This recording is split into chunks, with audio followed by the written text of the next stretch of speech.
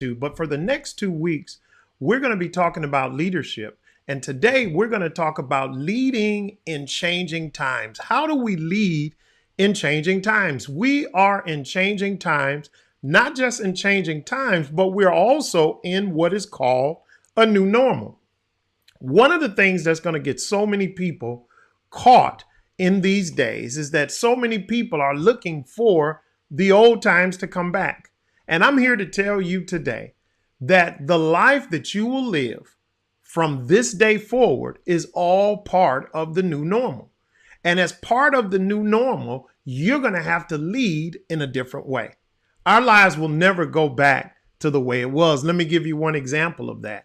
I guarantee you now, toilet paper has a whole new meaning to each and every one of us. Now, I bet you won't be caught with 2 or 3 rolls of toilet paper anymore, because here's what these times have taught us. It has taught us that it requires us to think in a different way.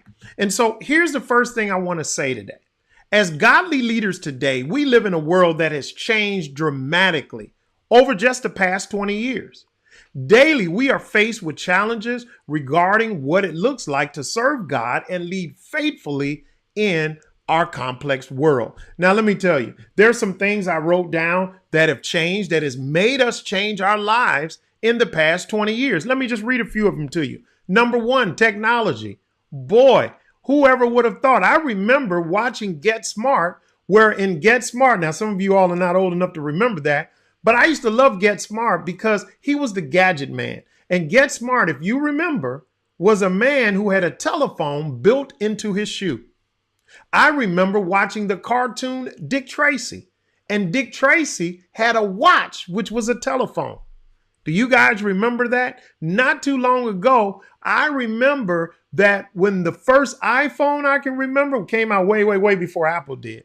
The first iPhone was that pull-along phone that the babies had that had the little eyes that moved on it. That was probably the first iPhone. But technology has changed so much to when we're going to talk about a little bit more about technology as I give you some updates in the end. But technology has moved us to move up. And let me tell you one thing about technology. If you're one of those people that say, I don't want to learn technology, you better. Because let me tell you something, technology is not going anywhere. Another one is globalization. There was a time where we would think that when we would mention the continent of Africa, or we would mention Asia, or you would just mention other places in the world, it seems like it was so far away. But now the world has been brought so closer through technology and other means that now globalization is a regular thing. People right now all over the world are preparing for jobs and opportunities, even right here in the United States. So globalization has made those things work. Moral relativism continue to transform the way that we communicate. We now even communicate in a different way. We communicate through cell phone and through texts with simple little 3-letter terms.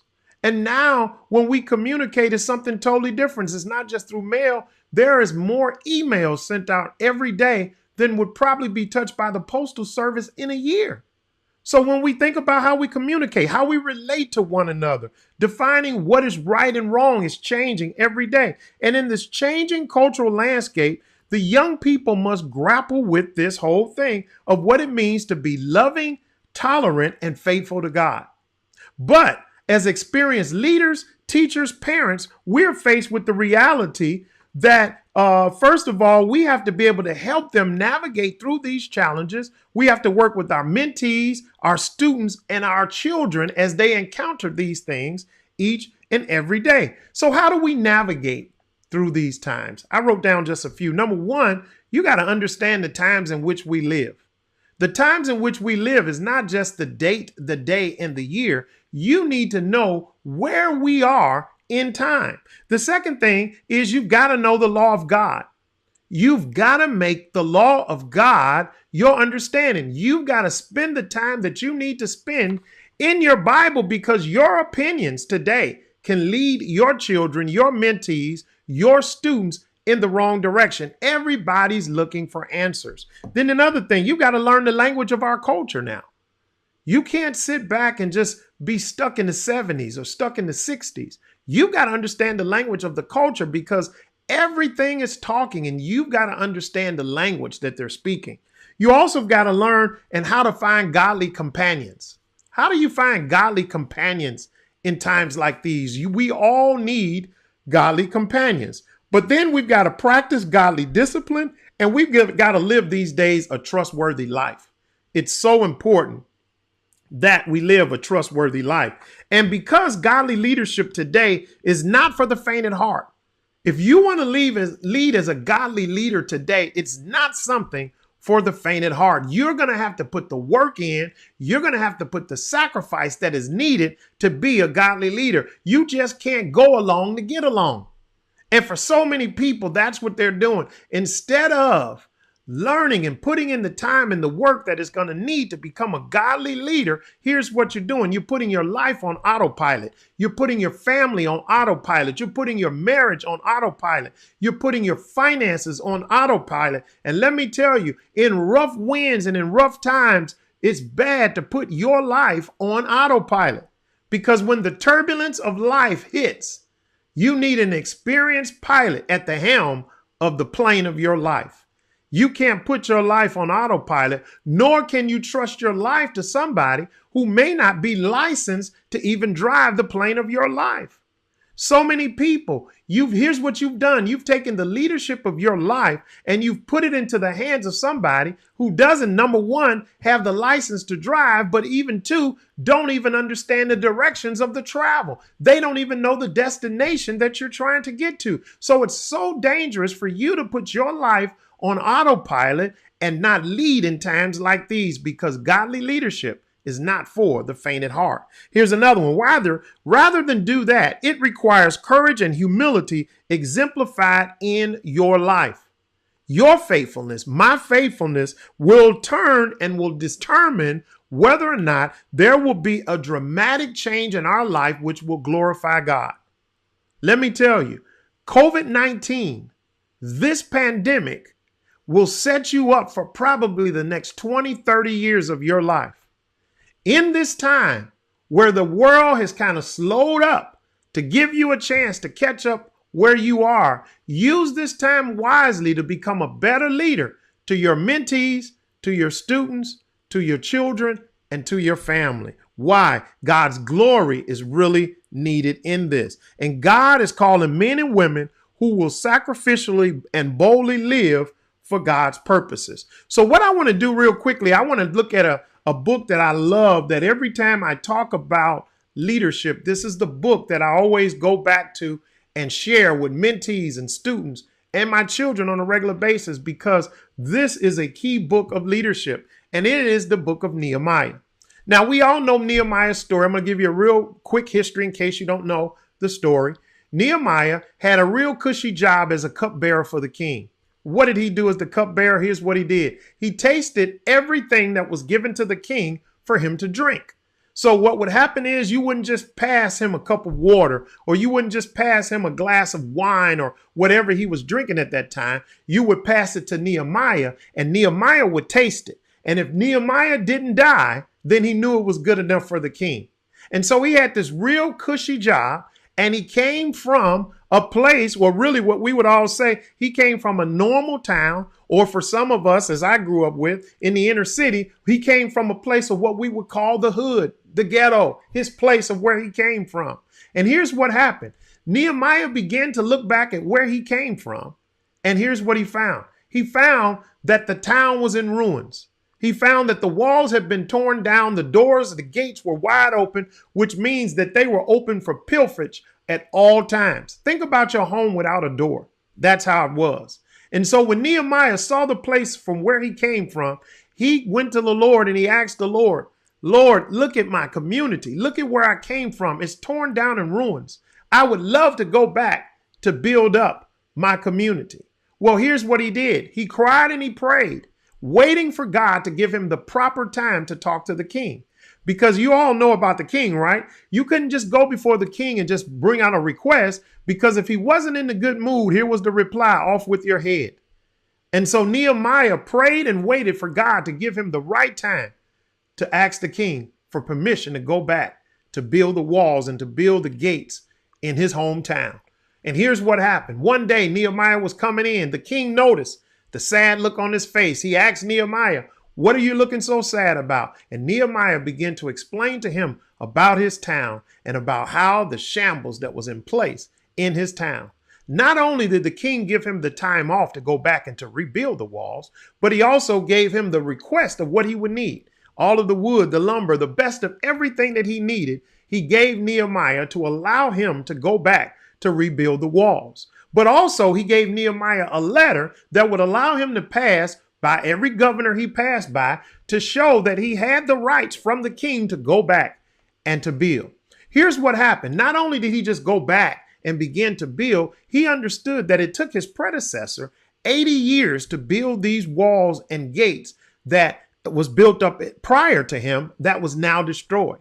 But God had given Nehemiah a plan. And by Nehemiah using the plan that God had given him, Nehemiah was able to rebuild the walls and the gates in the city in 52 days, something that took 80 years for his predecessor.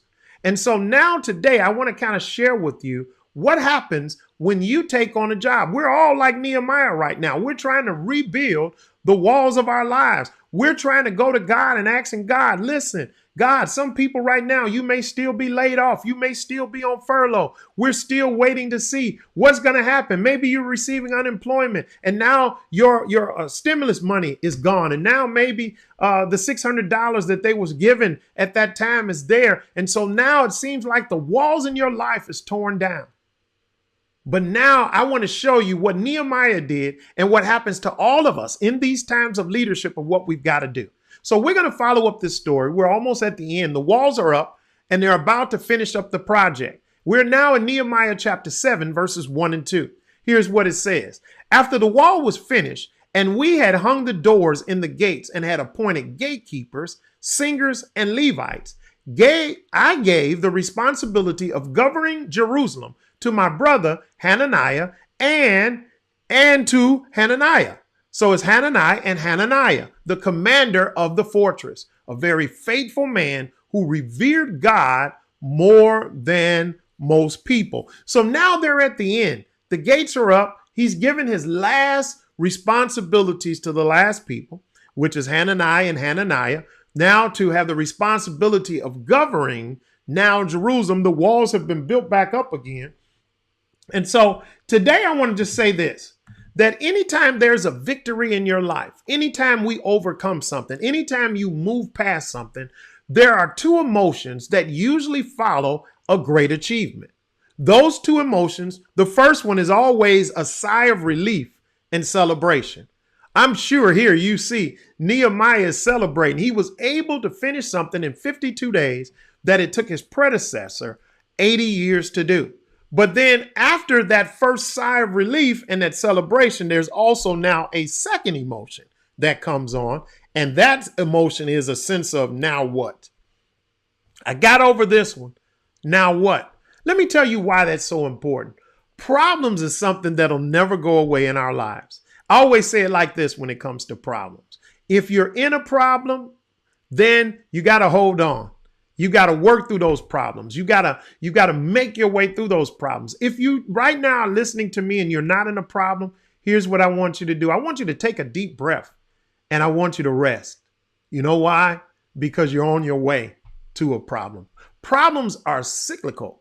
They just go around and around and around. And we know that Jesus told us that we will overcome those situations. He said, just like I have overcame, you also will overcome.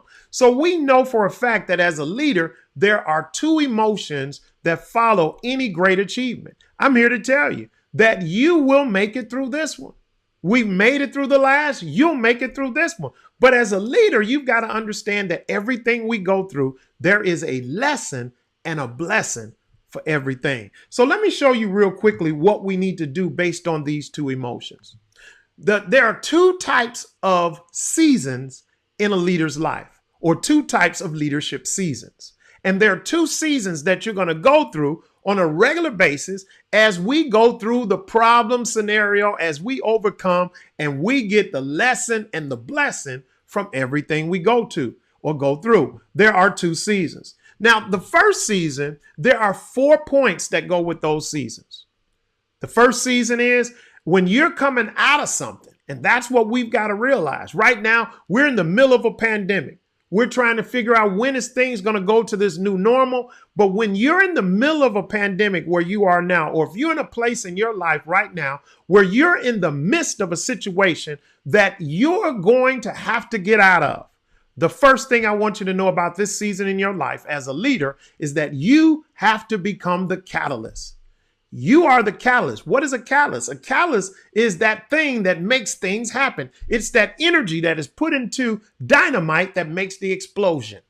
So you have to first become the catalyst as a leader in any situation. The worst thing in the world is to be a leader and the people are looking to you for direction and you're crying just like them. You got to realize that as a leader, when you're going through a situation, your first step of this season is to become the catalyst. What does that mean? It's your job to get it going. It's up to you to get it going. But then the second thing you've got to do, you can't just be the catalyst and say, hey, let's get going. But you also have got to be the designer. The designer means what? You've got to be the person that's got to think up the plan. You can't just say, hey, let's go. Because people are going to say to you, go where? So you've got to have a plan. You've got to be like what the Bible says. You've got to write the vision, make it plain so that anybody can pick it up and run with it. You've got to be the designer in the midst of a situation.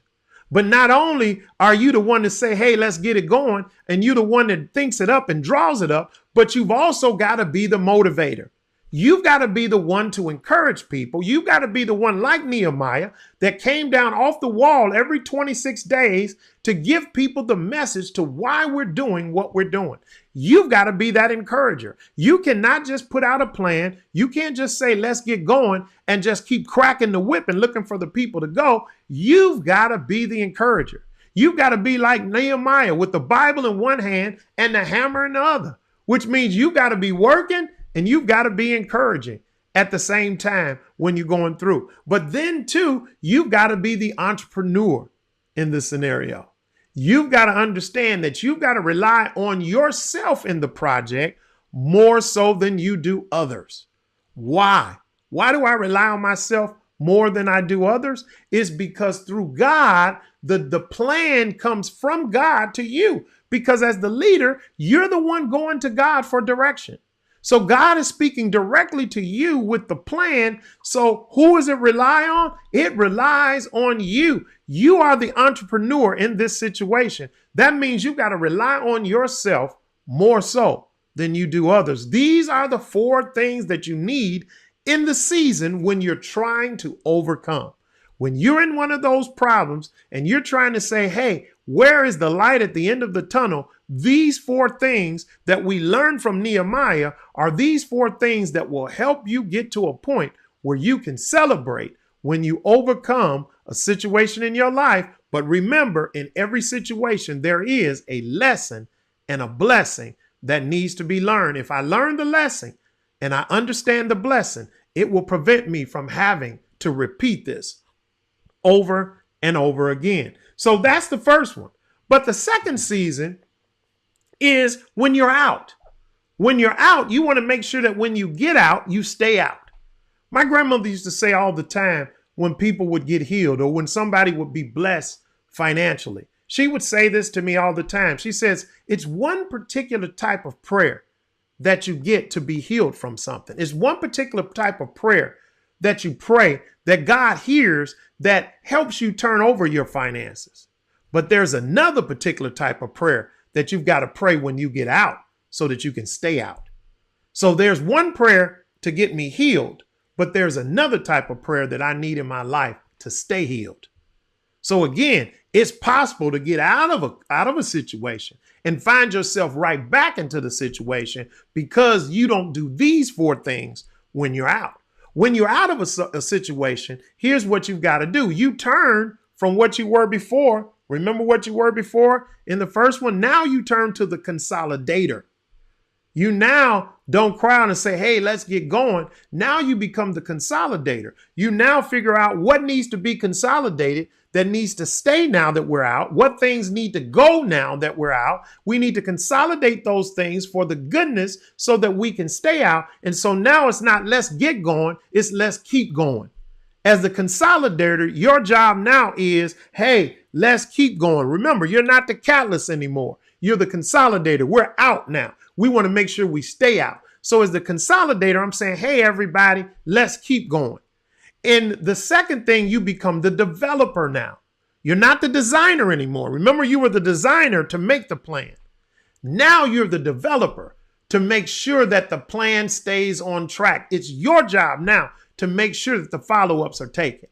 See, it's one thing to say you want to be blessed financially, but it's another thing when you want to be blessed financially, but you have a regular way of putting away money. It's one reason to say, hey, I don't have money and I've been caught short-handed on this side. But it's another thing as a developer when you make sure that you're putting away money now so that when the rainy day comes, I have something to reach back to. So you move from the designer to the developer. But the third thing you do now is you turn from, again, we said that we were the motivator. Remember in the first one, we're motivating people, encouraging people. The third one, now we become the manager. We're now organizing things. We're making sure that the to-do lists are in place. We're making sure that the checkups are in place. We're making sure that we're watching those podcasts, watching those videos, reading those books, getting the things we need to do so that we can organize ourselves so that we can stay out of that hole that God has just blessed us to get out. And the last one is now we turn from the entrepreneur, we turn now to the executive. Now, remember, as the entrepreneur, when we're trying to get out, it was the entrepreneur because I was relying on myself because I was getting the plan from God. But now that we're out, I'm now the executive. Everybody knows the plan. We've written the vision. We've made it plain. Now everybody understands the plan. And now all of us now knows the plan. And my job now is to make sure that the plan is